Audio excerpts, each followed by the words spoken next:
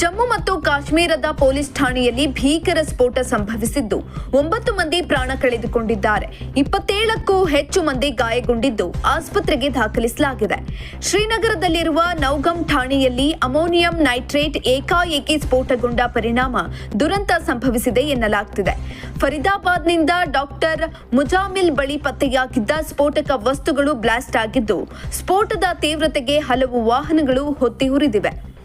ಸ್ಥಳಕ್ಕೆ ಎಫ್ಎಸ್ಎಲ್ ತಂಡ ಶ್ವಾನದಳ ಭೇಟಿ ನೀಡಿ ಸ್ಫೋಟಕದ ಮಾದರಿಯನ್ನ ಕಲೆಕ್ಟ್ ಮಾಡಿದೆ. ಶ್ರೀನಗರದಲ್ಲಿರುವ ನೌಗಮ್ ಠಾಣೆಯಲ್ಲಿ ಸಂಭವಿಸಿದ ಸ್ಫೋಟಕದಲ್ಲಿ ದರ್ಜಿ ಮೊಹಮ್ಮದ್ ಶಫಿ ಪ್ಯಾರಿ ಎಂಬ ಪೊಲೀಸ್ ಸಿಬ್ಬಂದಿ ಸಹ ಮೃತಪಟ್ಟಿದ್ದಾರೆ. ಶಫಿ ಪ್ಯಾರಿ ಮೃತಪಟ್ಟ ಸುದ್ದಿ ಕೇಳಿ ಠಾಣೆ ಬಳಿ ಜಮಾಯಿಸಿದ ಅವರ ಕುಟುಂಬಸ್ಥರು ಕಣ್ಣೀರಿಟ್ಟಿದ್ದಾರೆ. ಮಗನಿಗಾಗಿ ಶಫಿ ತಾಯಿ ಕಣ್ಣೀರಿಟ್ಟ ದೃಶ್ಯ ಎಂತವರ ಮನಸ್ಸನ್ನ ಕಲಕುವಂತಿದೆ.